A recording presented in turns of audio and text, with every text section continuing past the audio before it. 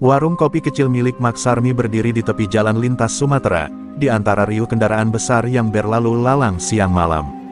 Dinding warung hanya berupa tripleks lusuh yang dicat seadanya, namun selalu hangat dengan tawa para sopir yang singgah. Di warung itulah, Mak Sarmi menyajikan kopi panas dan gorengan sederhana dengan senyum tulus yang tak pernah absen, meski tubuhnya kian renta. Ia tidak punya siapa-siapa lagi, kecuali anak semata wayangnya, Laras, yang kini menjadi sopir bas malam trayek Medan-Jakarta. Di antara bunyi rem truk dan klakson bas, warung itu adalah oase kecil di kerasnya jalanan Sumatera. Pagi itu, udara terasa aneh. Langit mendung, dan suara burung tak lagi terdengar di pohon ketapang di samping warung. Mak Sarmi yang biasanya ceria, pagi itu tampak gelisah. Ia menatap ke arah jalan dengan pandangan kosong, seperti menanti sesuatu yang buruk akan datang. Tangannya yang keriput tetap menyeduh kopi, tapi bibirnya tak lagi tersenyum. Seorang sopir truk tua yang akrab dipanggil Bang Udin memperhatikannya, lalu bertanya pelan, "Mak, sampean kenapa?" Biasanya nyanyi waktu bikin kopi, Mak Sarmi hanya menghela napas. "Entah, Bang, hatiku tak enak sejak subuh tadi." Tak lama kemudian, suasana berubah. 3 motor menderu kencang dari arah selatan, berhenti kasar di depan warung. 7 pria turun, dengan tatapan liar dan pakaian kumal. Di antara mereka, berdiri satu pria bertubuh besar dengan kepala plontos penuh tato. Dialah Anton Medan, nama yang menakutkan di sepanjang lintas. Ia dikenal sebagai Raja Pungli, pemalak brutal yang tak segan menyiksa jika tak diberi uang. Tanpa basa-basi, mereka masuk ke warung Mak Sarmi seperti pemilik tempat, menendang bangku dan menyapu meja dengan tangan kasar. "Buang kopimu, ganti dengan kopi kami," teriak salah satu anak buah Anton sambil tertawa mengejek. Anton sendiri menatap Mak Sarmi dari ujung mata, lalu menjentikkan uang receh ke meja. "Setor minggu ini, Bu. 10 juta, atau warungmu rata." Suara itu dingin, tanpa emosi, tapi cukup membuat Bang Udin dan beberapa sopir lain membeku. Mak Sarmi menatap mereka dengan tubuh gemetar, tapi ia tidak tunduk. "Ini warung kecil, Pak. Saya cuma cari makan halal." "Jangan begitu, Nak." Cibiran mereka makin menjadi. Salah satu preman menumpahkan termos air panas ke lantai, membuat gorengan Mak Sarmi berantakan. Anton tersenyum miring. "Jangan panggil aku, Nak. Aku bukan anak orang miskin." Ia lalu menendang rak rokok kecil hingga ambruk. Beberapa sopir berusaha melerai, tapi tatapan mata Anton membuat nyali mereka ciut. Dunia jalanan punya aturannya sendiri, dan siapa yang melawan, pasti disingkirkan. Mak Sarmi hanya bisa meremas apron lusuh di dadanya, menahan amarah dan air mata. Setelah puas membuat kekacauan, mereka pun pergi. Asap knalpot motor mereka meninggalkan bau getir di udara, seperti bekas luka yang belum sembuh. Mak Sarmi terduduk di lantai, mengumpulkan bungkus kopi dan piring yang pecah. Bang Udin membantu memungut termos yang sudah penyok. "Mak, sabar ya, kalau Laras tahu ini, pasti dia akan pulang," bisiknya lirih. Namun Mak Sarmi hanya menggeleng pelan, suaranya nyaris tak terdengar. "Jangan beritahu dia, Bang. Aku tak mau anakku terlibat. Tapi langit punya caranya sendiri." Salah satu sopir muda diam-diam memotret kejadian itu dan mengirimkannya ke grup WhatsApp komunitas sopir bas malam. Dalam hitungan jam, foto warung hancur dan wajah Anton tersebar kemana-mana. Dan di salah satu sudut kota Pekanbaru, Laras, dengan seragam sopir yang berdebu dan mata tajam penuh tekad, menatap layar ponselnya. Tangannya menggenggam kuat setir bas, dan bibirnya bergumam pelan, "Ibu, mereka sudah keterlaluan." Hari itu, suara klakson bas panjang terdengar berbeda. Ada dentingan kemarahan di dalamnya. Jalan lintas Sumatera takkan pernah sama lagi, karena seorang perempuan akan kembali bukan hanya sebagai anak, tapi sebagai pelindung. Dan para preman yang selama ini merasa tak tersentuh, akan segera mengenal murka seorang sopir bas bernama Laras, pemilik ilmu rawa rontek. Pagi berikutnya, warung Mak Sarmi belum sepenuhnya pulih dari luka semalam. Rak-rak kayu masih bersandar miring, termos pengganti belum sempat dibeli, dan sisa-sisa pecahan kaca masih terselip di sudut lantai. Namun, Mak Sarmi tetap membuka warungnya. Ia menyiapkan kopi dengan tangan yang sedikit gemetar, mencoba tersenyum untuk para sopir yang datang meski dalam hatinya ada badai. Ia tahu, jika warung ini tutup, maka ia menyerah. Dan Mak Sarmi bukan tipe perempuan yang mudah menyerah, meski tubuhnya sudah mulai renta. Para sopir yang singgah hanya bisa mengangguk simpati. Mereka semua tahu siapa Anton Medan dan kelompoknya. Mereka bukan preman biasa, mereka seperti virus yang menjalar dari kota ke kota, menghisap uang rakyat kecil. Beberapa sopir pernah melihat Anton membakar mobil pickup yang sopirnya menolak bayar setoran. Bahkan, seorang kernet pernah ditemukan babak belur di parit hanya karena berani melawan. Tapi pagi itu, semua masih diam. Karena di dunia jalanan, keberanian tanpa kekuatan adalah bunuh diri. Dari kejauhan, suara deru motor mulai terdengar lagi. Bukan hanya satu atau dua, tapi lebih dari 15 motor datang beriringan, seperti rombongan karnaval neraka. Maksarmi yang sedang mengaduk kopi langsung menghentikan gerakannya. Ia tahu suara itu. Suara ban tipis yang selip di aspal, suara knalpot bising, dan tawa kasar yang menghina. Para preman itu kembali. Kali ini, lebih banyak. Lebih kejam. Anton Medan turun dari motor dengan langkah santai namun mengancam. Di belakangnya, ada pria-pria bertato dengan mata tajam dan senyum sinis. "Pagi, Bu. Saya lihat warung masih buka ya?" katanya sambil mengambil gorengan dari nampan tanpa izin. Ia menggigitnya, lalu meludahkannya ke lantai. "Terlalu asin. Apa ini kopi atau air comberan?" tanya salah satu anak buahnya sembari menumpahkan 2 cangkir kopi yang baru saja disajikan. Sopir yang duduk di meja itu memilih pergi tanpa suara. Tak ada yang berani membela Maksarmi. Maksarmi berdiri dengan wajah tegas. Kali ini, ia tak menunjukkan rasa takut. "Aku tidak punya uang 10 juta. Kalau kalian mau ambil, silakan. Tapi jangan lukai siapa-siapa lagi." Anton tersenyum sinis, lalu mendekat dan menepuk-nepuk pipi Maksarmi pelan, seperti mengejek.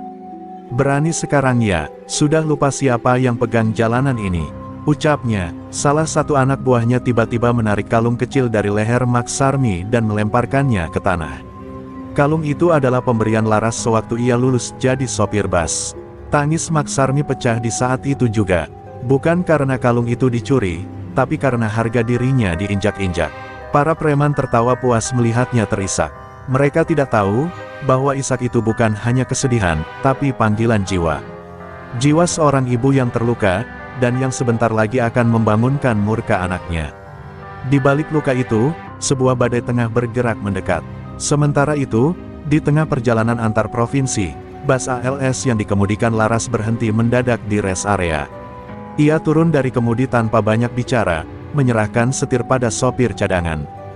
Dengan langkah cepat dan mata penuh nyala api, Laras menuju ke arah sepeda motornya yang terparkir di bagasi bawah. Ia sudah mengambil cuti, ia sudah tahu tujuan berikutnya, warung ibunya.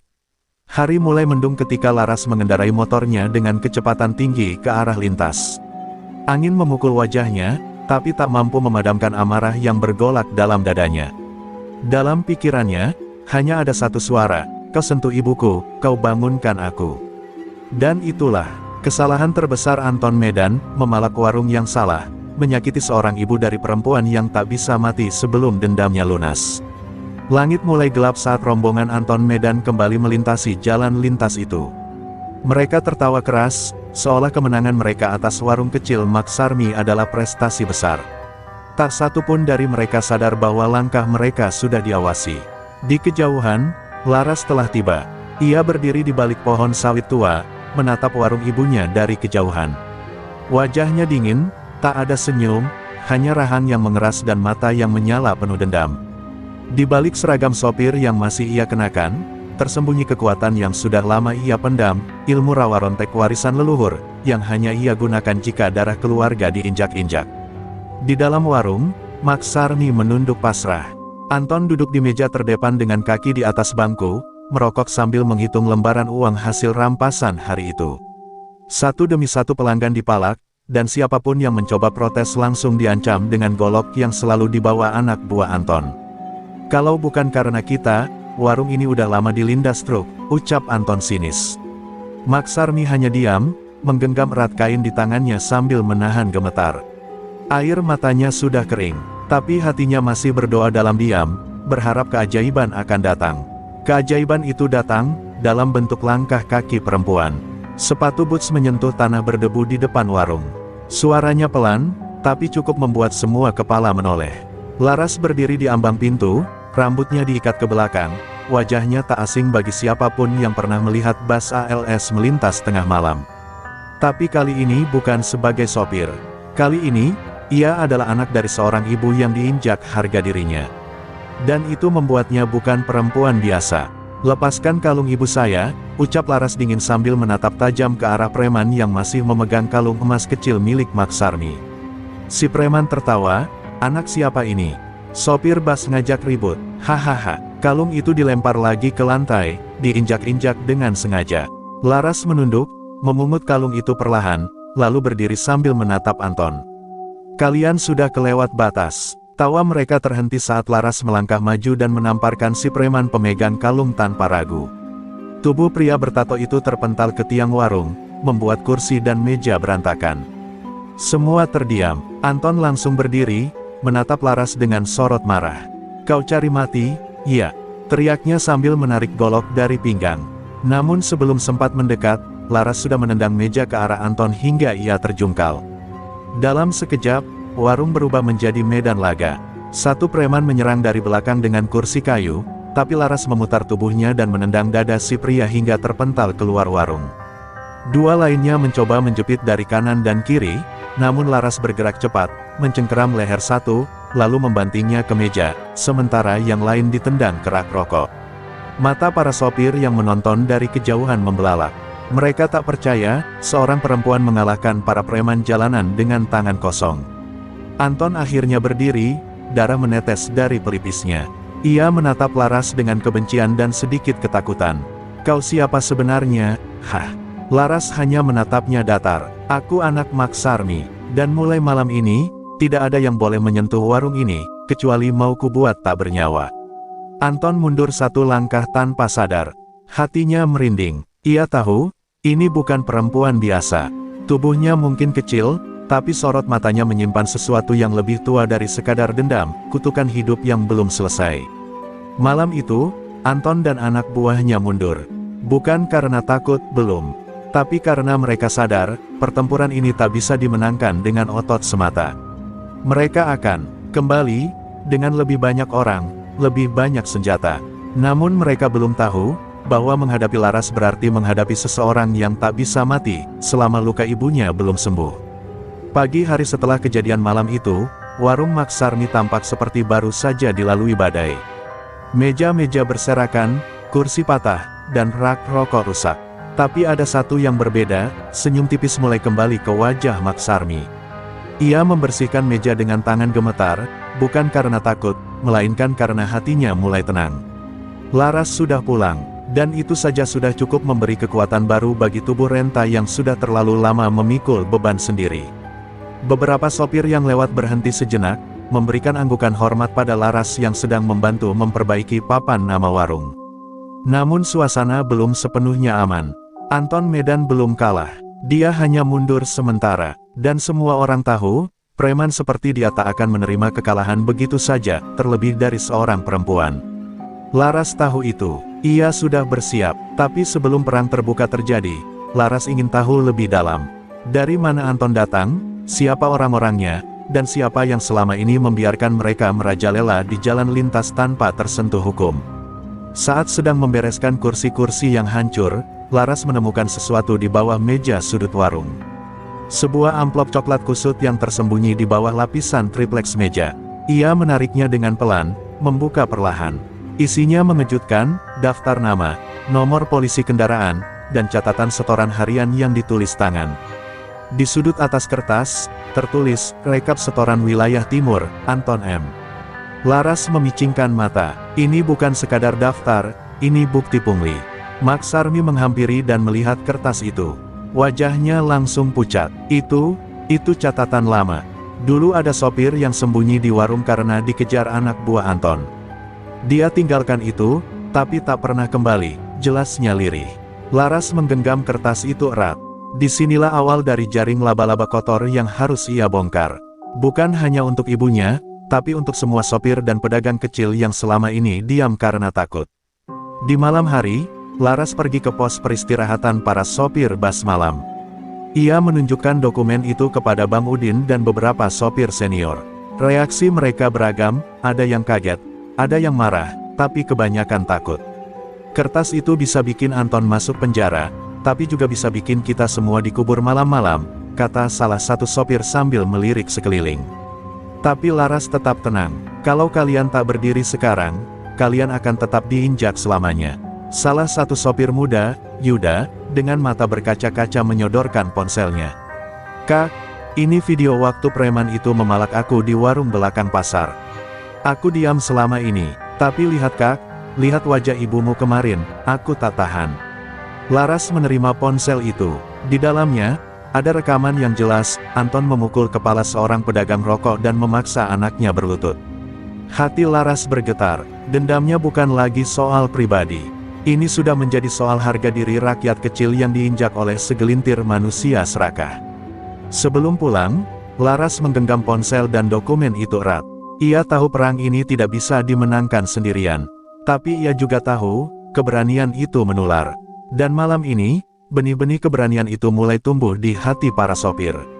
Laras berjalan di bawah lampu jalan yang redup, wajahnya tak lagi hanya milik seorang anak, tapi milik semua yang tertindas. Dan di ujung gelap sana, Anton Medan, yang baru saja mendengar kabar soal bukti yang ditemukan, menghancurkan botol bir di tangannya dan bersumpah, perempuan itu harus dihentikan. Sekarang juga, malam mulai turun perlahan di jalan lintas Sumatera. Kabut tipis mulai menyelimuti aspal basah sisa hujan sore tadi. Warung kopi Maksarmi kembali sunyi, hanya suara jangkrik dan deru kendaraan berat yang sesekali melintas. Di dalam warung, Maksarmi duduk di sudut, menggenggam tasbih tua di tangannya, berzikir dalam hati. Ia tahu, badai belum berlalu. Kemenangan Laras kemarin hanyalah percikan kecil dari bara dendam yang sedang menyala di tubuh Anton Medan. Dan seorang ibu bisa merasakan bahwa bahaya tengah mengintai anaknya. Di sisi lain, Laras belum tidur. Ia duduk di pelataran warung sambil menatap langit. Dokumen pungli dan video rekaman masih ada dalam sakunya. Di kepalanya, berbagai rencana bermunculan, tapi semuanya penuh risiko. Menghadapi preman seperti Anton bukan perkara kekuatan saja, tapi juga keberanian untuk kehilangan nyawa, tempat tinggal, bahkan harga diri. Tapi Laras sudah menyiapkan itu semua. Ia bukan lagi gadis kecil yang dulu menangis saat ayahnya dibegal hingga meninggal. Ia telah berubah, menjadi Srikan di jalan raya yang siap menantang maut. Tiba-tiba, dari kejauhan, suara motor terdengar mendekat. Laras langsung berdiri, tubuhnya siaga. Ia melihat dua motor berboncengan tanpa plat nomor melaju pelan, berhenti tak jauh dari warung. Dari motor itu, 4 pria turun, mengenakan jaket gelap dan membawa pentungan besi. Mereka tidak berbicara, hanya saling memberi kode dengan tangan. Laras langsung tahu, ini bukan kunjungan biasa, ini peringatan dari Anton. Tapi ia tidak mundur, ia justru melangkah maju, berdiri di depan warung seperti tembok tak tergoyahkan. Salah satu pria melangkah ke depan, menatap Laras sambil berkata pelan, "Bos kami bilang, kamu punya sesuatu yang bukan milikmu." Laras tak bergeming, "Kalau maksud kalian catatan pungli dan video itu, benar. Itu milik semua sopir yang kalian injak. Aku cuma membawanya ke tempat yang semestinya." Pria itu mencibir dan mengangkat pentungan, tapi sebelum sempat mengayunkan, Laras sudah menangkisnya dan memukul balik dengan siku ke dada. Serangan itu cukup keras hingga pria itu terlempar ke belakang motor. 3 lainnya maju serentak, tapi Laras melawan dengan teknik bela diri cepat dan presisi. Ia menghindari sabetan kayu, menendang lutut penyerangnya, dan memukul pelipis salah satu dengan lutut. Dalam waktu kurang dari 2 menit, keempat pria itu sudah tergeletak mengerang di tanah. Laras berdiri di antara tubuh mereka, terengah, tapi matanya tetap tajam. Ia menunduk, memungut salah satu pentungan besi, lalu melemparkannya ke arah mereka. "Katakan pada Anton, Laras sudah pulang, dan dia tak akan diam." Maksarmi yang sejak tadi mengintip dari balik tirai langsung memeluk Laras dengan air mata yang tak tertahankan. "Nak, kau tak perlu sejauh ini. Ibu takut kehilanganmu," tapi Laras hanya memeluk ibunya erat. "Ma, kalau aku diam, aku bukan anak ayah. Kita terlalu lama dipaksa tunduk. Sekarang waktunya berdiri." Di kejauhan, para sopir yang mendengar keributan mulai berdatangan. Mereka melihat tubuh-tubuh preman terkapar, dan seorang perempuan berdiri di tengahnya, memeluk ibunya sambil menahan tangis. Malam itu menjadi saksi bahwa Laras bukan hanya kembali sebagai anak, tapi sebagai perlawanan. Ia sudah membuktikan bahwa perempuan juga bisa melindungi, juga bisa melawan, dan juga bisa berdiri di barisan depan. Dan jauh di ujung kota, Anton Medan menerima kabar kekalahan anak buahnya. Wajahnya merah padam, matanya membara. Kalian semua tak berguna, kalau dia tak bisa dipukul, kita buat dia hilang. Ucapannya menjadi isyarat, bahwa perang besar sebentar lagi akan meledak di jalan lintas Sumatera. Sejak malam penyerangan gagal itu, suasana warung Maksarmi menjadi lebih tegang. Beberapa sopir yang biasanya singgah, kini hanya lewat dan melambai dari kejauhan. Rasa takut kembali menyelimuti mereka. Tak sedikit yang memperingatkan Laras untuk pergi, untuk menyelamatkan diri sebelum Anton Medan benar-benar membalas. Tapi Laras tetap tinggal. Kalau aku pergi, siapa yang akan berdiri untuk mereka? Jawabnya pada Bang Udin yang memintanya mengungsi. Ia tahu, ancaman belum usai, ia baru saja membuka pintu perang. Laras mulai bertindak lebih hati-hati. Setiap malam, ia menyamar sebagai kernet bas, menyusup ke jalur-jalur tempat anak buah Anton biasa berkumpul. Ia mendengar desas-desus rencana balas dendam, penyergapan, pembakaran warung, bahkan pembunuhan bayaran. Anton tak main-main, ia merasa harga dirinya diinjak oleh seorang perempuan, dan itu lebih sakit dari luka fisik manapun. Tapi justru itulah celahnya, kesombongan Anton bisa jadi titik kehancurannya. Di salah satu malam yang dingin, Laras membuntuti sebuah mobil pikap hitam yang keluar dari gudang tua di pinggiran kota. Ia tahu tempat itu, dulu sering digunakan sebagai pos pengamanan jalan oleh para preman. Laras menempelkan helm dan mengenakan jaket gelap, lalu parkir motornya jauh di semak-semak. Ia berjalan kaki mendekat, lalu berjongkok di balik tembok tua yang retak. Dari celah dinding, ia melihat Anton sedang duduk dikelilingi para algojo jalanan, memegang peta dan beberapa foto. Ini perempuan harus dibereskan malam Sabtu. Kita bakar warungnya. Kalau bisa, sekalian sama dia di dalam. Suara Anton terdengar jelas, dingin dan tanpa emosi. Anak buahnya mengangguk, tertawa lirih, seperti sedang merencanakan pesta. Dan yang ini, lanjut Anton sambil mengangkat selembar foto. Si sopir muda yang videonya viral itu, dia juga harus hilang. Jangan sampai barang bukti bocor. Laras mengepalkan tangan, nafasnya mulai berat, tapi ia tahu, sekarang belum saatnya menyerang. Ia butuh waktu, dan bukti lebih banyak. Saat hendak pergi, Laras sempat melihat seorang pria tua diikat di sudut gudang. Wajahnya babak belur, mulut disumpal. Ia mengenal pria itu, Pak Andi, mantan sopir senior yang dulu menolak bayar pungli dan sempat menghilang. Hati Laras mencelos. Anton bukan hanya pemalak, tapi penyiksa. Dalam diam, ia berjanji, aku akan kembalikan keadilan untuk semua yang kalian hancurkan. Ia kembali ke motornya, melaju cepat dalam gelap, membawa amarah yang makin mendidih. Pagi harinya, Laras menemui dua wartawan jalanan yang dikenal vokal tentang ketidakadilan sopir dan terminal, Rian dan Nila. Di sebuah warung kecil yang tersembunyi, Laras menyerahkan dokumen dan menceritakan semua temuannya. Rian terpaku membaca rekap pungli, sementara Nila menonton video rekaman gudang yang diam-diam diambil Laras semalam. Ini bisa jadi ledakan besar, gumam Nila. Tapi Laras menatap mereka serius, aku nggak butuh viral. Aku butuh mereka berhenti menindas. Kalian mau bantu atau tidak? Rian dan Nila saling pandang, lalu mengangguk. Kami di pihakmu. Dengan gerakan cepat, mereka mulai menyusun rencana penyebaran data dan rekaman ke media sosial, jaringan jurnalis, bahkan ke kepolisian. Tapi Laras tahu, sebelum kebenaran sampai ke publik, Anton pasti akan mencoba bergerak lebih dulu.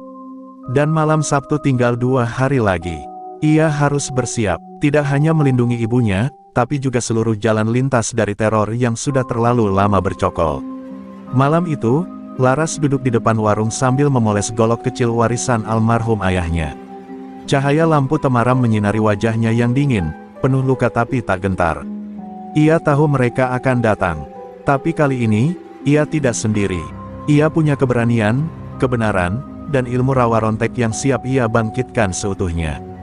Dan ketika malam Sabtu tiba, darah bukan hanya akan mengalir, tapi sejarah akan berubah. Jalan lintas akan mengenal siapa itu Laras, Srikandi tak terkalahkan dari warung kopi kecil di Sumatera. Malam Sabtu tiba dengan hujan gerimis yang mengguyur perlahan, seolah langit ikut berduka atas dosa-dosa yang telah lama bersarang di jalan lintas Sumatera. Warung Maksarmi tampak lengang. Beberapa kursi sudah disembunyikan, lampu sengaja diredupkan. Maksarmi sendiri sudah diminta Laras untuk bermalam di rumah tetangga.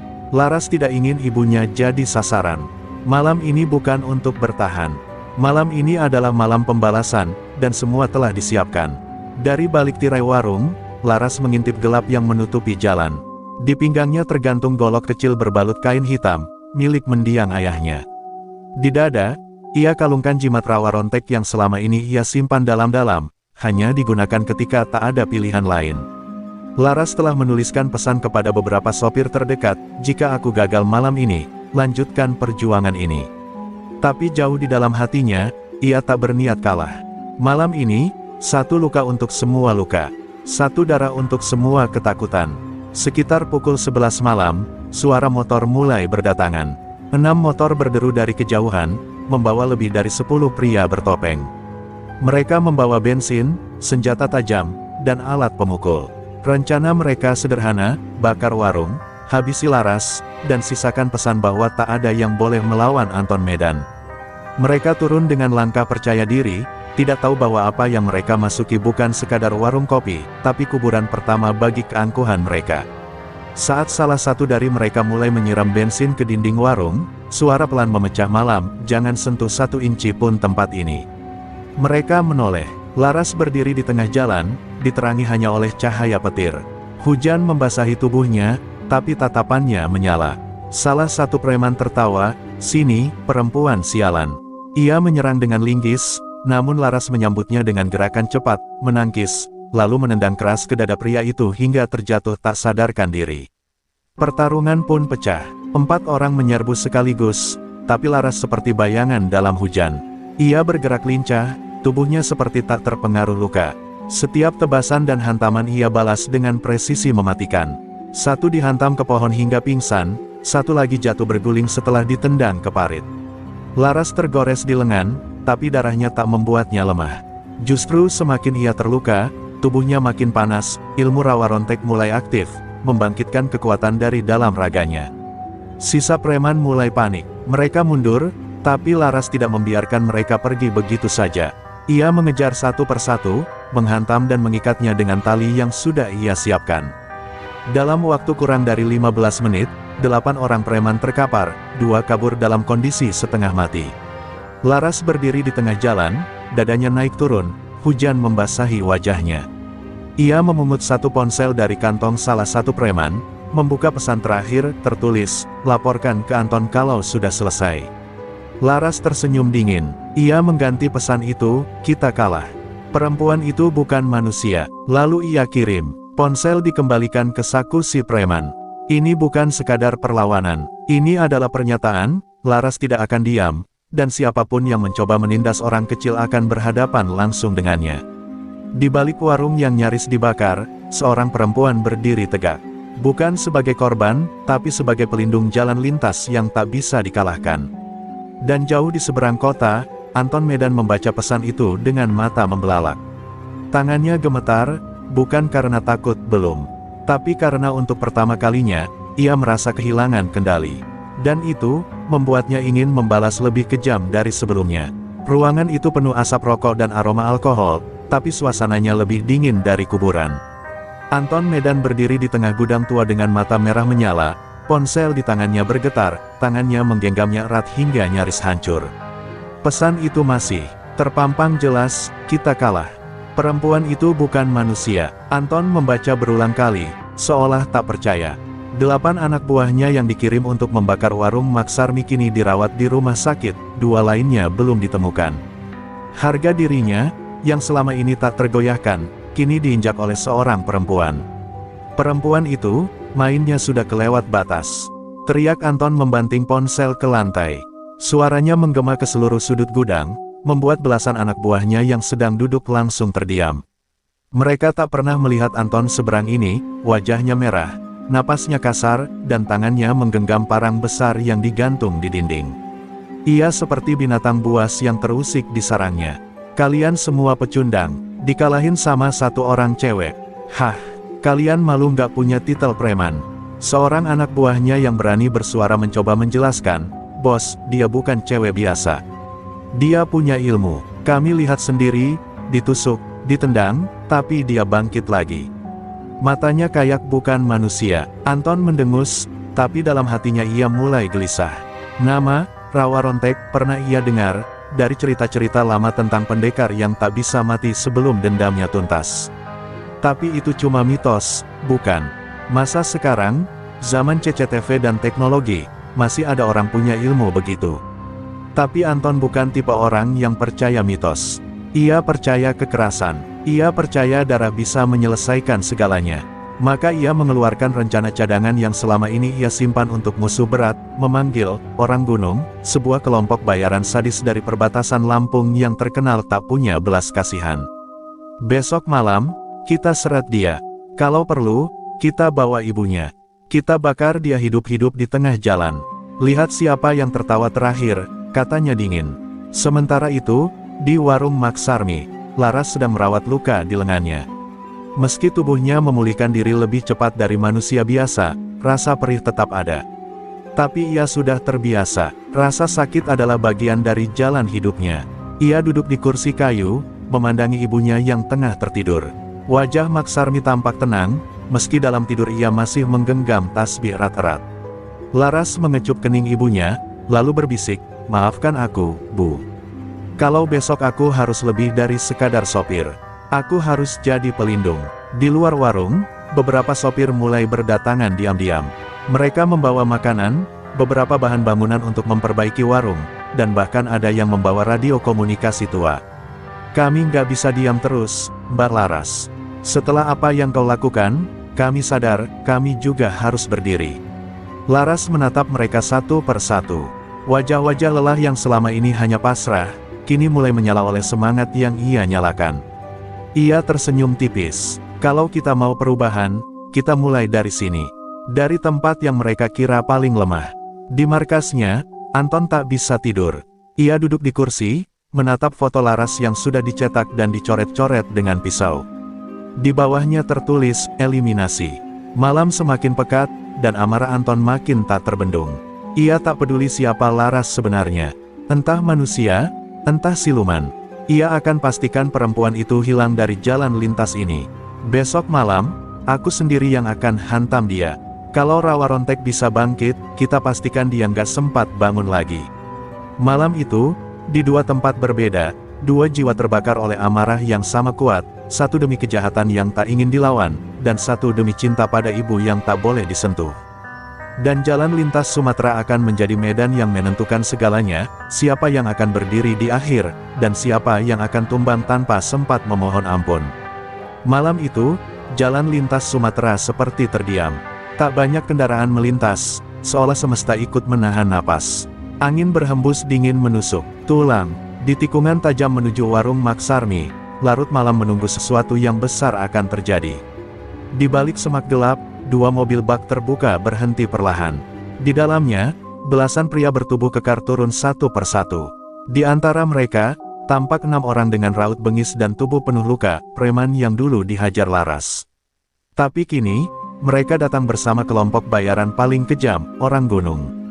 Anton Medan turun terakhir. Wajahnya tak lagi marah, tapi dingin dan penuh perhitungan.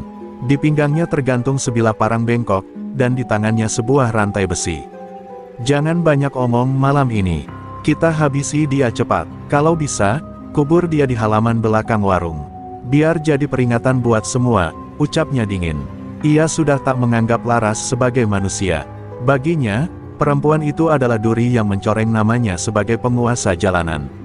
Dan malam ini, ia berniat mencabut duri itu dengan tangannya sendiri. Namun mereka tidak tahu, Laras sudah menanti.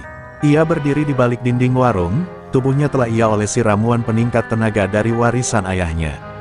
Di lehernya tergantung jimat Rawa Rontek, berdenyut pelan seperti detak jantung kedua. Beberapa sopir setia berjaga diam-diam di sekitar warung, hanya dengan kayu dan linggis seadanya. Tapi Laras sudah berpesan, "Malam ini urusanku. Jangan ada yang ikut turun tangan, kecuali aku tak bangun lagi." Dan mereka semua menghormati keputusan itu. Langkah Anton dan rombongannya mulai mendekat.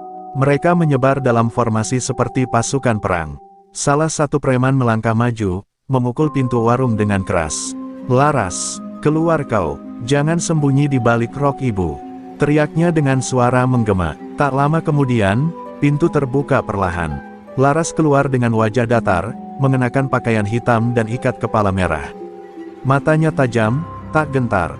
Di tangannya tergenggam golok pusaka ayahnya, yang kini bersinar kehijauan di bawah cahaya bulan. "Aku di sini," ucap Laras pelan, tapi suaranya menggema ke seluruh halaman. "Bilang ke Anton, aku tak akan lari. Kalau dia laki-laki sejati, suruh dia hadapi aku 1 lawan 1. Semua mata tertuju ke arah Anton. Pria botak bertato itu melangkah maju, membuka jaketnya, menatap Laras dengan pandangan penuh dendam. "Kau pikir kau siapa? Kau pikir kau bisa hancurkan aku dengan tangan kecilmu itu?" Laras tak menjawab, ia hanya membungkuk sedikit, lalu mengambil posisi siap tempur. Tak ada rasa takut, yang tersisa hanya keinginan mengakhiri semuanya. Pertarungan dimulai secepat kilat. Anton menyerang dengan rantai besi, berusaha membungkus kaki Laras, tapi Laras melompat dan menendang dada Anton hingga terdorong mundur. Serangan balasan datang cepat, Anton menghantam dengan parang bengkok, namun Laras menangkis dan memutar, menyayat lengan Anton dengan ujung goloknya. Darah mulai mengucur, sorak-sorai anak buah Anton seketika terdiam. Mereka tak pernah menyangka, Laras secepat dan setajam itu. Pertarungan terus berlanjut, hujan mulai turun tipis, menambah dramatis suasana. Laras sempat terpukul di bahu, membuatnya jatuh tersungkur. Tapi ilmu rawa rontek mulai menyatu dalam darahnya. Ia bangkit lagi, lebih cepat, lebih kuat. Tubuhnya bergerak seperti bayangan, dan setiap pukulan Anton seolah tak lagi mempan. Laras menghantam perut Anton keras-keras, lalu memutar dan menendang kepala pria itu hingga tersungkur mencium tanah. Anton berdarah-darah, napasnya berat, tapi ia masih mencoba berdiri. Namun sebelum bisa bangkit, Laras menempelkan ujung goloknya ke leher Anton. "Kalau aku perempuan biasa, mungkin aku sudah habisi kau sekarang," ucapnya dengan suara dingin. "Tapi aku lebih dari itu. Aku anak dari warung kecil. Aku anak dari jalan lintas. Dan mulai malam ini, jalan ini bukan milikmu lagi." Anton tak bisa bicara, matanya berkaca, wajahnya penuh lumpur dan darah. Dan para preman di belakangnya, tak lagi bersuara. Anton Medan tergeletak di tanah, tubuhnya gemetar menahan sakit dan malu. Di depan matanya, Laras berdiri tegak dengan darah menetes dari pelipis dan bahunya, namun matanya tak goyah sedikit pun. Ia bukan hanya mengalahkan tubuh Anton, tapi menghancurkan aura takut yang selama ini menyelimuti jalan lintas Sumatera. Para preman di belakang Anton saling pandang dalam diam, yang dulu percaya Anton tak terkalahkan, kini melihat sendiri dewa jalanan mereka tumbang oleh satu perempuan. Laras menurunkan goloknya perlahan, lalu menatap ke arah rombongan preman. "Siapa lagi yang mau coba melawan?" tanyanya tegas. Tak ada satupun yang menjawab. Bahkan kelompok bayaran, orang gunung, mulai mundur pelan, menyadari bahwa mereka bukan berhadapan dengan manusia biasa. Laras membuka ikat kepala merahnya, lalu melemparkannya ke tanah. "Ini bukan tentang aku. Ini tentang kalian, yang terlalu lama diam, terlalu lama takut, dan terlalu lama dikuasai oleh kebusukan." Tiba-tiba terdengar suara langkah kaki dari belakang. Maksarmi muncul, berjalan pelan dengan tubuh gemetar, namun penuh keberanian. Ia menghampiri Laras dan memegang pundaknya. "Cukup, nak, kau sudah buktikan semuanya. Jangan sampai kau terbakar oleh amarah sendiri." Laras menoleh, matanya memerah, tapi ia mengangguk pelan. Ia tahu, kemenangan bukan hanya soal menjatuhkan musuh, tapi juga tentang tahu kapan harus berhenti. Ia menyarungkan kembali golok pusaka ayahnya, senjata yang malam ini menjadi saksi kebangkitan warisan rawa rontek yang sesungguhnya. Salah satu sopir tua, Bang Udin, melangkah maju dengan tubuh gemetar menahan haru. "Laras, kau telah membuka mata kami. Dulu kami pikir tak ada yang bisa menandingi Anton. Tapi malam ini, kami lihat sendiri. Kebenaran bisa menang, asal ada yang berani berdiri." Tiba-tiba para sopir lain bermunculan dari balik semak dan truk-truk. Mereka bersorak, menepuk pundak Laras, bahkan beberapa menitikkan air mata. Selama ini mereka hanya butuh satu orang untuk memulai, dan Laras telah menjadi nyala pertama. Anton diseret oleh anak buahnya sendiri, wajahnya tertunduk penuh hina. Ia tak berkata sepatah kata pun. Kekalahannya malam ini bukan hanya fisik, tapi batin. Ia tahu, pengaruhnya telah runtuh. Jalan lintas yang dulu tunduk di bawah bayangannya, kini menjadi milik orang-orang kecil yang berani melawan. Dan Laras, perempuan muda yang dulu hanya dianggap sopir, kini menjelma menjadi legenda jalanan. Di pagi harinya, kabar kemenangan Laras menyebar cepat. Video pertarungannya beredar luas, disiarkan oleh Rian dan Nila ke berbagai media sosial dan kanal berita rakyat. Reaksi publik luar biasa, dukungan berdatangan dari berbagai penjuru. Bahkan pihak kepolisian yang selama ini bungkam mulai bergerak, menyelidiki dugaan keterlibatan Anton dalam berbagai kasus pemerasan dan penganiayaan. Nama Laras disebut dalam setiap obrolan sopir, terminal, bahkan stasiun-stasiun kecil. Ia tak lagi hanya seorang anak sopir, ia menjadi lambang keberanian. Malam itu, Laras duduk di teras warung, ditemani ibunya dan segelas teh hangat. Hujan turun ringan, dan lampu-lampu kendaraan melintas satu persatu di jalan yang kini lebih damai. "Bu, apa ayah bangga kalau lihat aku sekarang?" tanya Laras pelan. Maksarmi menggenggam tangan putrinya dan tersenyum. "Ayahmu tak hanya bangga, dia pasti menangis bangga di langit." Laras menatap jalanan panjang di depannya. Ia tahu perjuangannya belum selesai. Tapi malam ini, ia telah menorehkan warisan. Rawa Rontek bukan lagi legenda, tapi nyata, hidup dalam darah seorang anak jalanan bernama Laras. Meskipun Anton Medan telah kalah dan diseret pergi oleh anak buahnya, bayang-bayang kekuasaan lamanya belum sepenuhnya lenyap. Malam-malam setelah pertarungan itu, Laras terus merasa diawasi. Di setiap tikungan jalan lintas, di tiap jeda ketika ia menepi di terminal, selalu ada tatapan-tatapan asing, bisikan-bisikan curiga. Beberapa sopir memberi peringatan diam-diam, "Hati-hati, Laras. Anton belum selesai. Dia sedang merencanakan sesuatu." Dan Laras tahu, musuh yang terluka jauh lebih berbahaya dari musuh yang kuat. Sementara jalanan mulai tenang dan warung Maksarmi kembali ramai, sebuah kabar mengejutkan datang dari ujung Sumatera. Salah satu sopir yang dulu pernah membantu menyebarkan video bukti pungli ditemukan tewas dalam kondisi terbakar di dalam truknya sendiri. Tak ada saksi, tak ada pelaku tertangkap. Tapi semua tahu, ini bukan kecelakaan. Ini pesan. Laras menatap jasad rekannya di rumah duka dengan mata kosong. Dalam hatinya, ia merasakan api dendam Anton mulai menyala kembali, lebih kejam, lebih licik. Di malam yang sama, Laras duduk di warung sambil menatap jalanan sepi. Maksarmi sudah tidur, namun matanya terus gelisah.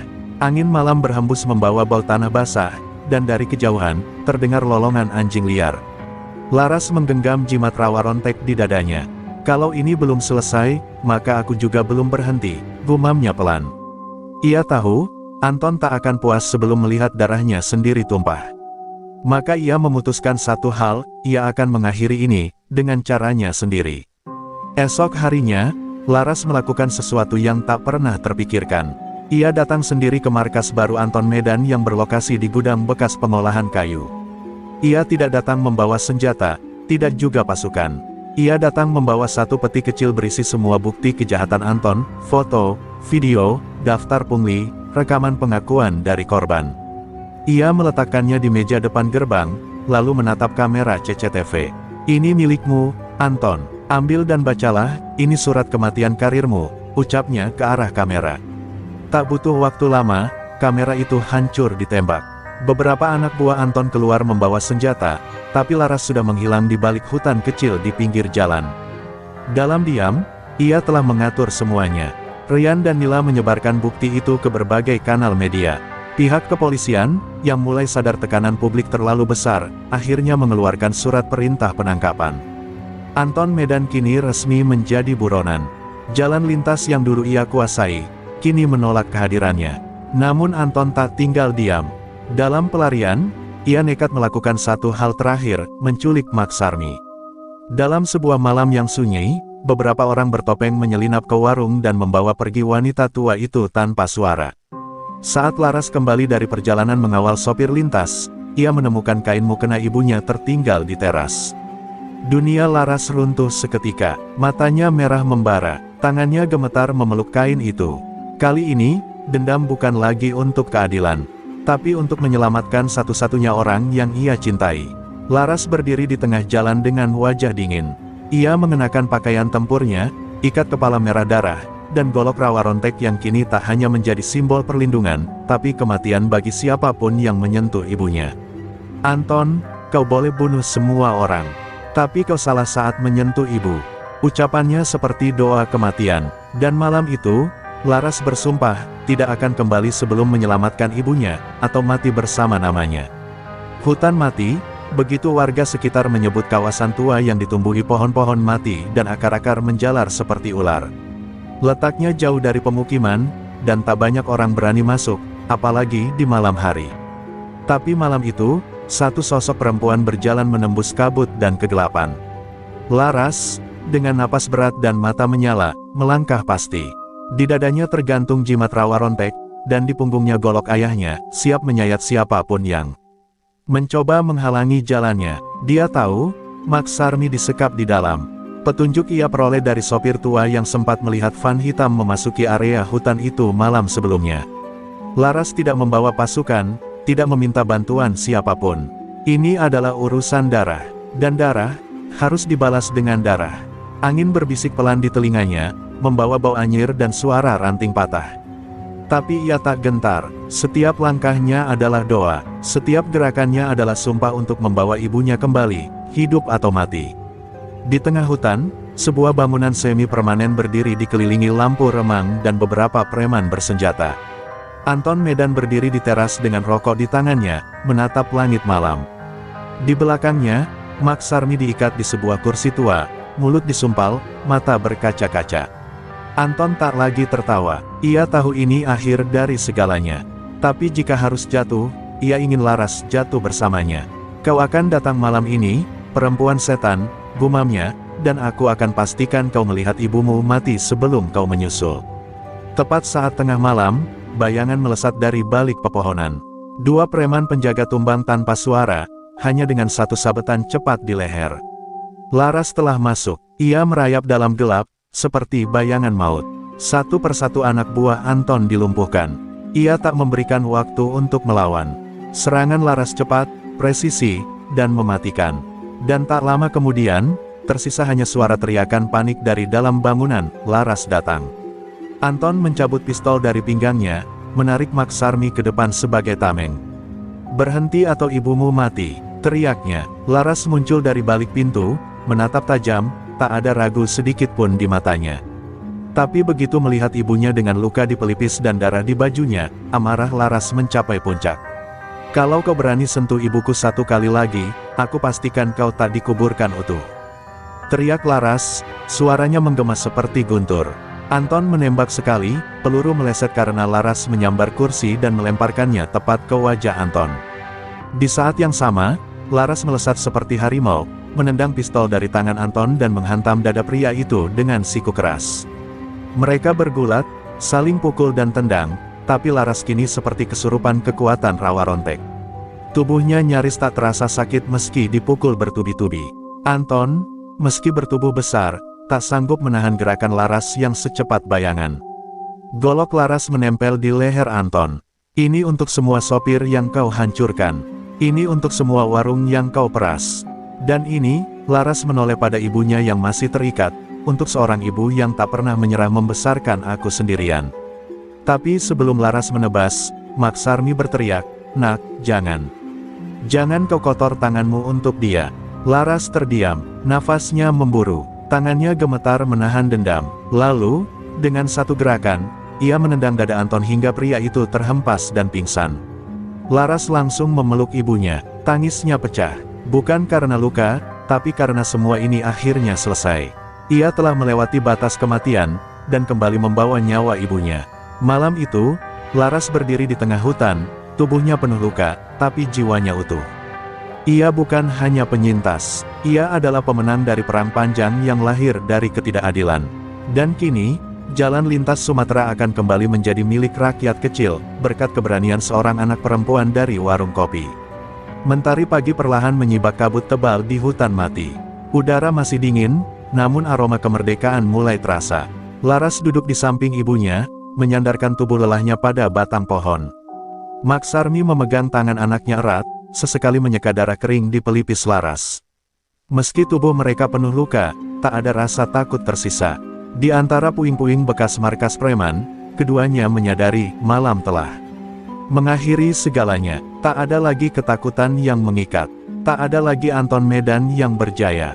Tak lama, sirene polisi terdengar dari kejauhan. Rian dan Nila, dua jurnalis yang sejak awal berdiri di sisi Laras, mengarahkan polisi ke lokasi. Ketika pasukan tiba, mereka mendapati Laras duduk di samping Anton yang terikat dan tak sadarkan diri. Beberapa preman lainnya telah kabur, tapi cukup banyak yang ditangkap.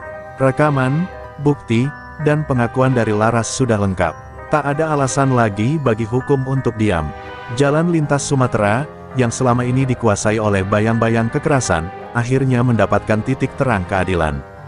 Laras berdiri perlahan, menyambut kedatangan polisi dengan tatapan tenang. Beberapa sopir yang datang belakangan langsung bersorak. Mereka memeluk Laras, mencium tangan Maksarmi, dan mengangkat tangan ke udara. Hidup Laras, hidup rakyat kecil, seru mereka. Air mata Laras mengalir, bukan karena bahagia, tapi karena semua ini akhirnya berarti. Semua luka, kehilangan, dan pertaruhan jiwa, tidak sia-sia. Ia bukan hanya bertarung untuk dirinya, tapi untuk ratusan suara yang selama ini bungkam. Di hari yang sama, media lokal dan nasional menyoroti kisah ini. Sopir bas wanita kalahkan penguasa preman jalanan. Begitu judul yang terpampang di layar-layar gawai dan televisi. Laras menolak wawancara panjang. Ia hanya mengatakan satu kalimat kepada jurnalis, kalau negara tak melindungi rakyat kecil, maka rakyat kecil harus belajar melindungi satu sama lain. Kalimat itu menjadi kutipan viral, dicetak di spanduk-spanduk terminal dan truk-truk antar kota. Sosok Laras menjelma simbol perlawanan. Sementara itu, Maksarmi kembali membuka warung. Namun kini, tak ada lagi preman yang datang menagih uang keamanan. Warung itu berubah jadi tempat berkumpul sopir-sopir yang ingin berbagi cerita, saling membantu, dan saling menguatkan. Laras sendiri kembali menyetir bas, menempuh jalan lintas seperti biasa. Tapi setiap kali ia melintasi tikungan atau halte, para sopir memberi hormat, membunyikan klakson 3 kali, kode penghormatan untuk pahlawan jalanan. Laras tidak pernah menganggap dirinya pahlawan. Ia tetap perempuan sederhana dengan luka di tubuh dan sejarah di matanya. Tapi kini, setiap langkahnya adalah inspirasi. Ia mulai melatih sopir-sopir perempuan muda untuk bertahan, mengatur strategi pertahanan, bahkan memberi pelatihan bela diri dasar. Ia tahu, ancaman bisa muncul kembali dalam wujud berbeda. Tapi ia juga tahu, kali ini rakyat kecil sudah tahu caranya melawan. Di malam hari, Laras sering duduk di depan warung sambil menatap langit. Ia bicara sendiri pada ayahnya yang sudah tiada. "Pak, sekarang jalan ini lebih aman. Terima kasih sudah wariskan ilmu rawa rontek padaku. Aku tak akan menyalahgunakannya." Dan angin malam pun berhembus pelan, seolah menjawab bahwa sang ayah mendengar dan bangga. Jalan lintas Sumatera kini lebih dari sekadar rute penghubung kota, ia adalah tempat lahirnya keberanian. Meski jalan lintas Sumatera kini tampak damai, Laras tahu, rantai ketakutan tidak hanya putus dengan tumbangnya Anton Medan. Ada sisa-sisa jaringan yang masih mengintai dalam diam. Preman-preman kecil, oknum aparat yang dulu diam karena suap, hingga sopir-sopir bayaran yang pernah jadi mata-mata Anton. Mereka belum bergerak, tapi keberadaan mereka terasa, seperti luka lama yang belum sembuh sepenuhnya. Laras tak ingin lengah. Ia tahu, untuk benar-benar mematahkan rantai penindasan, semua simpul harus dilepaskan, meski satu persatu. Satu sore, Rian membawa kabar dari Medan, ada seorang mantan tangan kanan Anton bernama Dula Kriting yang mulai menggalang kekuatan di Terminal Utara. Ia tak seganas Anton, tapi lebih licik. Alih-alih memalak terang-terangan, Dula menyusup lewat sistem logistik, memeras sopir. Lewat perantara, dan menyuap petugas terminal untuk menutup mata. Laras mendengarkan kabar itu sambil mengepalkan tangan. "Kalau satu rantai kita patahkan, jangan biarkan rantai lain tumbuh kembali," ucapnya dengan nada tegas. Laras pun menyusun langkah. Kali ini, ia tak bergerak sendiri. Ia mengajak para sopir yang dulu diam, kini sudah berani. Dibentuklah sebuah komunitas bernama Jalur Merdeka, singkatan dari Jaringan Lintas untuk Rakyat Kecil dan Keamanan.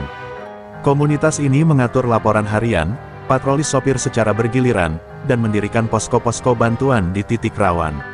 Laras menjadi pemimpin tak resmi. Ia tak duduk di kantor, tapi menyetir sendiri ke lokasi, berbicara langsung dengan para sopir, dan mengajari mereka apa arti keberanian. Dula Kriting, yang mendengar gerakan ini, murka. Ia menganggap Laras sebagai ancaman baru.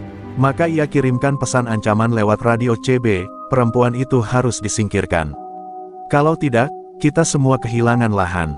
Tapi kali ini, Laras tak menunggu untuk diserang. Ia dan timnya menyusup ke terminal utara, memergoki sendiri transaksi pungli dan mengumpulkan rekaman. Dalam sekejap, video mereka tersebar luas. Dullah tak bisa lagi bersembunyi. Polisi pun terpaksa bertindak. Namun yang paling menggetarkan, bukan ditangkapnya Dullah, tapi saat sopir-sopir sendiri berdiri melawannya. Puluhan sopir memblokade jalan masuk terminal, menuntut Dullah dikeluarkan dari wilayah mereka. Dulu kami takut, tapi sekarang kami punya Laras, dan kami juga belajar menjadi sepertinya. Teriak salah satu sopir dengan mata berkaca-kaca. Dullah akhirnya menyerah, bukan karena hukum, tapi karena kekuatan rakyat kecil yang bangkit bersama. Hari itu, Laras berdiri di tengah kerumunan. Ia tak berteriak, tak mengangkat tangan. Ia hanya menatap sekeliling, para sopir, ibu warung, tukang tambal ban, anak-anak yang dulu takut bermain di dekat terminal, kini tersenyum. Laras tahu, rantai ketakutan benar-benar mulai patah. Bukan hanya karena kekuatannya, tapi karena keberaniannya menular. Dan itu, jauh lebih kuat dari ilmu rawa rontek sekalipun. Di malam harinya, Laras mencatat semua kejadian dalam buku kecilnya. Ia menulis satu kalimat, ketika satu orang berani, itu awal. Tapi ketika semua ikut berdiri, itu kemenangan. Ia menutup buku itu, menatap bintang-bintang di langit Sumatera. Jalan ini masih panjang, pikirnya. Tapi rantai itu, rantai yang telah menjerat rakyat kecil selama puluhan tahun, satu persatu telah dipatahkan.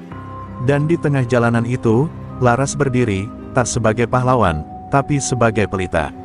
Pagi itu, langit Sumatera tampak bersih, seolah semesta ikut memberi restu pada perjuangan panjang yang hampir sampai ke ujungnya. Di Terminal Induk Palembang, ratusan sopir dari berbagai wilayah berkumpul dalam sebuah pertemuan besar. Tak ada panggung mewah, tak ada bendera partai, hanya deretan truk dan bus tua yang diparkir melingkar, membentuk barisan kehormatan untuk seseorang yang telah mengubah wajah jalanan, Laras, sang Srikandi Rawa Rontek. Laras berdiri di atas bak truk, mengenakan seragam sopir lusuh yang sudah sering robek ditambal. Ia tidak berbicara dengan kata-kata manis. Ia hanya bercerita tentang luka, kehilangan, dan keberanian yang ia temukan bukan dalam buku, tapi dalam darah dan debu jalanan. Hari ini, bukan tentang aku, ucapnya lantang, tapi tentang kalian semua. Yang dulu diam, tapi sekarang berdiri. Yang dulu ditindas, tapi kini saling menjaga. Suaranya gemetar, tapi penuh kekuatan. Di antara kerumunan, Mak Sarmi berdiri di bawah bayang truk, matanya berkaca-kaca menyaksikan putrinya menjadi cahaya bagi banyak orang. Ia memeluk tasbihnya, berbisik pelan, "Alhamdulillah, Gusti, anakku sudah jadi pelindung, bukan hanya untukku, tapi untuk semua." Di sisi lain, para sopir perempuan mulai berdatangan dari daerah-daerah kecil. Mereka membawa cerita baru, semangat baru. Mereka datang karena mendengar nama Laras, dan ingin ikut menjadi bagian dari gerakan perubahan ini. Tak lama, kabar mengejutkan datang dari pemerintah daerah. Kepala Dinas Perhubungan dan beberapa pejabat terminal yang selama ini bermain mata dengan preman resmi dicopot. Tekanan publik dan viralnya gerakan Jalur Merdeka tak bisa dibendung lagi. Sebuah lembaga independen dibentuk untuk memantau terminal dan jalur lintas, dengan perwakilan sopir rakyat duduk di dalamnya. Untuk pertama kalinya, suara rakyat kecil didengar secara resmi. Dan nama Laras, ada di baris teratas rekomendasi sebagai pengawas kehormatan. Namun Laras menolak jabatan itu. Ia memilih tetap menjadi sopir. Baginya, kebebasan tidak dibangun di atas kursi empuk, tapi di atas jalanan panas berasap. Ia ingin tetap melihat langsung, menyapa warung kopi, mengawal sopir pemula, dan menginjakkan kakinya di tanah yang dulu memerah oleh darah perjuangan. Keputusan itu menuai pujian, bahkan dari tokoh-tokoh nasional. Tapi Laras hanya tersenyum dan berkata, "Jalanan ini sudah mengajarkanku semua. Aku akan tetap di sini." Sore harinya, Laras kembali mengemudikan bus trayek lintas timur Sumatera. Di kaca depan, tertempel tulisan kecil, "Bismillah, untuk keadilan." Saat bus mulai bergerak, puluhan truk di belakangnya membunyikan klakson panjang, bukan karena macet, tapi sebagai salam penghormatan terakhir untuk jalan yang kini telah dibebaskan. Air mata Laras menetes perlahan, namun ia tak menoleh. Ia menatap ke depan, ke jalan panjang yang kini menjadi saksi keberanian rakyat kecil yang tak lagi tunduk. Dan ketika busnya melewati tikungan terakhir sebelum matahari terbenam, cahaya jingga menyapu tubuhnya seperti selimut kemenangan. Tak ada lagi preman yang memalak, tak ada lagi warung yang dibakar, tak ada lagi ketakutan yang disebar di balik seragam hitam. Jalan lintas Sumatera, yang dulu menjadi medan perampasan hak, kini menjadi simbol harapan. Semua karena satu perempuan, yang tak bisa mati sebelum keadilan ditegakkan. Namanya Laras, seorang sopir bus, seorang anak warung, seorang penjaga jalanan, dan kini, legenda yang hidup di hati setiap rakyat kecil yang berani bermimpi. Hari-hari berlalu, namun nama Laras tak pernah benar-benar tenggelam. Di setiap pos terminal, di dinding-dinding warung kopi, bahkan di kaca belakang truk-truk tua, selalu ada tulisan, jalanan ini bebas karena keberanian. Anak-anak sopir mulai tumbuh dengan cerita tentang seorang perempuan yang tak bisa mati sebelum keadilan ditegakkan. Ia tidak hanya dikenang sebagai pahlawan, tapi sebagai lambang bahwa rakyat kecil pun bisa menang, jika berani. Suatu malam, Laras kembali ke warung kecil ibunya di pinggir jalan lintas. Ia duduk di bangku kayu yang sudah lapuk, memandang langit yang bertabur bintang. Maksarmi menyuguhkan teh hangat sambil duduk di sampingnya. Tak ada kata yang diucapkan, hanya keheningan yang dalam. Tapi dalam diam itu, ada damai. Tidak ada ketakutan yang mengendap. Tidak ada bayangan preman. Jalan lintas yang dulu mencekam kini berubah jadi jalur yang aman dan bersahabat. Namun Laras tahu, kejahatan tidak pernah benar-benar mati. Ia hanya bersembunyi, menunggu celah, menanti rakyat kembali lengah. Karena itu, ia tetap menjalankan tugasnya, bukan sebagai pemberontak, bukan sebagai pendekar, tapi sebagai penjaga. Ia mengajari sopir muda cara melawan pemerasan dengan bukti. Ia melatih anak-anak terminal bela diri dasar. Dan setiap malam, ia mengecek laporan jalur merdeka yang kini memiliki puluhan pos penjagaan sukarela di seluruh Sumatera. Suatu hari, seorang sopir muda dari Jambi datang dan mencium tangan Laras. "Saya dulu korban pungli, Mbak. Tapi sekarang, saya bisa lewati jalan tanpa harus takut. Semua karena Mbak Laras." Laras hanya tersenyum dan menepuk pundaknya. "Jalanan ini milik kita semua. Jangan biarkan siapapun menguasainya lagi." Ucapan itu sederhana, tapi menggema jauh lebih kuat dari pidato pejabat manapun. Pemerintah pusat akhirnya mengundangnya ke Jakarta, memberi penghargaan pejuang rakyat jalanan. Namun Laras menolak datang. Ia titipkan satu pesan saja, kalau penghargaan hanya diberikan saat kamera menyala, maka itu bukan penghormatan. "Saya cukup dihormati oleh klakson sopir dan senyum ibu warung." Keputusannya membuat heboh, tapi juga membuka mata banyak pihak, bahwa keadilan bukan urusan panggung, tapi ketulusan. Sementara itu, Anton Medan menjalani masa hukumannya di penjara, tubuhnya melemah, pengaruhnya lenyap. Dari balik jeruji, ia sering melamun, teringat wajah Laras yang berdiri di atasnya dengan golok rawa rontek. "Perempuan itu, bukan manusia biasa," bisiknya dalam gelap. Ia tahu, bahkan setelah ia mati pun, namanya akan tetap kalah oleh nama Laras, nama yang kini hidup dalam cerita, dalam mural, dan dalam hati semua orang kecil yang dulu dia tindas. Di akhir cerita, Laras kembali menyetir bus trayek jauh. Bukan karena ia harus, tapi karena ia ingin. Ia ingin terus ada di jalan yang ia perjuangkan. Setiap klakson dari lawan arah menjadi salam hormat. Setiap penumpang yang tidur nyenyak di kursi belakang adalah bukti, bahwa perjuangannya memberi rasa aman. Ia tak perlu dikenal oleh semua orang. Tapi ia tahu, legenda rawa rontek telah hidup kembali, dan ia, Laras, adalah wujud nyatanya. Dan selama bus itu terus melaju di jalan lintas Sumatera, selama sopir-sopir kecil tetap berani membunyikan klakson keadilan, maka nama Laras akan terus hidup. Tak tertulis di batu, tapi di hati rakyat. Sebab kebenaran, meski terlatih, pada akhirnya akan menang. Dan selama masih ada ketidakadilan, rawa rontek akan selalu bangkit.